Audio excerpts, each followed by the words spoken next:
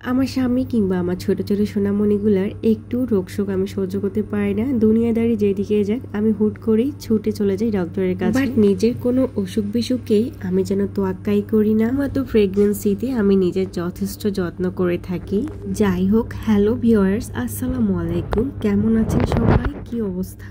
আশা করছি মহান আল্লাহ পাকের অশেষ রহমতে সবাই বেশ ভালো আছেন। আমিও আছি মোটামুটি, আলহামদুলিল্লাহ ভালোই আছি। তবে বেশ কয়েকদিন ধরে কোমরে ব্যথায় খুব বেশি অসহ্য লাগতেছিল। বয়স হতে হতেই আমাদের মহিলাদের কিছু কমন সমস্যার মধ্যে একটা হলো কোমরে ব্যথা। তাই আমি এই ব্যথাটাকে অতটা পাত্তাও দিচ্ছি না। তবে গত কয়েকদিন ধরে এত বেশি ব্যথাটা হয়েছিল যে আমি ঠিকঠাক মতো কোনো কাজই করতে পারতেছিলাম না, খুব কষ্ট হচ্ছিল। এই জন্য জামাই জোর করে আজকে আমাকে ডক্টরের কাছে নিয়ে যাচ্ছে। আসলে আমাদের কোনো ছোটখাটো রোগ নিয়ে অবহেলা করা এখন একদমই ঠিক না। আমার বাসা থেকে সব হসপিটাল ডাক্তারদের চেম্বার গুলো একটু দূরে, এজন্য আমার ডাক্তারের কাছে যাইতে ভালো লাগে না। কি আর করা, যেতেই তো হবে। যাই হোক, জামাই অফিস থেকে আসলো আর আমরা রেডি হয়ে কিন্তু বসেছিলাম। এখন আমরা বের হয়ে গেছি, অলমোস্ট আমরা হসপিটালে পৌঁছে গিয়েছি। এমন একটা অবস্থা, যেখানে যাই না কেন দু বাচ্চাকে সাথে করে নিয়ে যেতে হয়, কারণ বাসায় আর কেউ নেই যে বাচ্চাদেরকে রেখে যাব।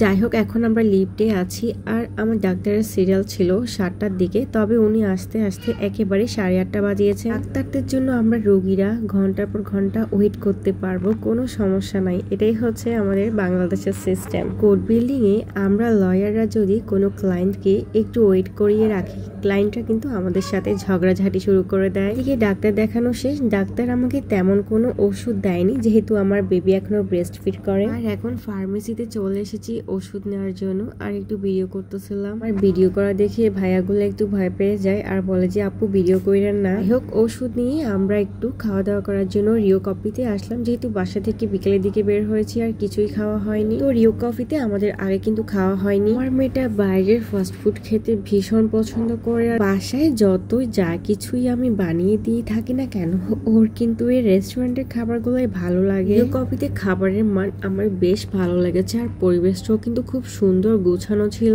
অনেকক্ষণ বসে বসে গল্প করার মতো একটা পরিবেশ ছিল। আমাদের অত সময় ছিল না বসে বসে টাইম পাস করার, যেহেতু 9টা বেজে গিয়েছিল ডাক্তার দেখাতে দেখাতে। তাই খাওয়াটা শেষ করে তাড়াহুড়া করে কিন্তু আমরা বাসার দিকে রওনা দিলাম। এইদিকে আমার মেয়ে তো এটা খাবে ওটা খাবে, এটা কিনে দাও ওটা কিনে দাও, যেখানে যাবে ওর এই কমন ডায়লগ গুলা তো থাকবেই। 9টা ক্রস করে গিয়েছিল, তাই জামাইকে বলেছি আমি ভারী কোনো নাস্তা খাবো না, হালকা পাতলা কোনো নাস্তা খাবো। তাই স্যান্ডউইচ অর্ডার করেছিলাম আর ওদের স্যান্ডউইচ গুলা কিন্তু অসম্ভব মজা ছিল। এদিকে খাবার আসতে লেট হচ্ছিল দেখে আমার ছোট্ট ইউসরা পাখিটা কতই না রাগ করতেছে বাবার সাথে। আর আমি ভিডিও করতে করতে ওকে আরো রাগিয়ে দিচ্ছিলাম। কোথাও গেলে আমার জামাইয়ের অবস্থা কাহিল হয়ে যায় আমার ছেলেকে রাখতে রাখতে। আমি কিন্তু বাচ্চা কোলে নিয়ে একদমই হাঁটতে পারি না বা রাখতে পারি না বাইরে গেলে। কথা বলতে বলতে ভিডিও একদম শেষ পর্যায়ে কিন্তু চলে এসেছি। তো আমার আজকের ভিডিওটি কেমন লেগেছে অবশ্যই আপনাদের মূল্যবান মতামত জানাতে ভুলবেন না। দেখা হবে সবার সাথে নেক্সট ভিডিওতে। সে পর্যন্ত সবাই ভালো থাকেন।